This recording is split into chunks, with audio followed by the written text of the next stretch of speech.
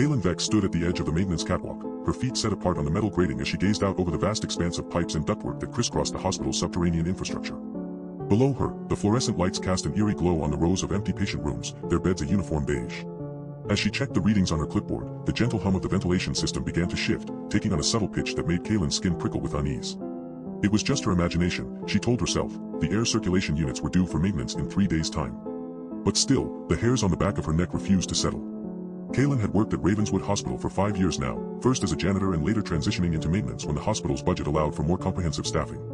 She knew every inch of this labyrinthine network by heart, or so she thought. In recent months, though, subtle changes had crept in. The air vents seemed to shift positions, sometimes disappearing altogether. The water pipes began running dry at irregular intervals, and the fluorescent lights flickered with a timing that didn't quite match their usual cadence. The hospital's administration dismissed these anomalies as minor glitches, attributing them to human error or equipment wear.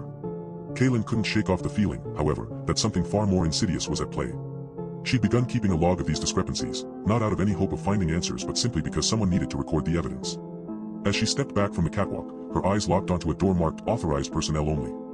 It was an area Kaylin had never been granted access to before. In fact, it didn't even appear on the official blueprints. A shiver ran down her spine as she wondered who, or what, might be lurking beyond that unmarked threshold. The clipboard slipped from her fingers as her gaze lingered on the door.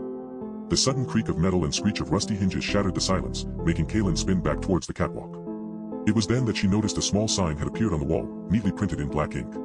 "Start maintenance cycle 7, Alpha 1. Kaylin's heart sank as the implications set in. Something within this very hospital infrastructure had decided to take control, its agenda far more sinister than any bureaucratic or technical explanation could justify.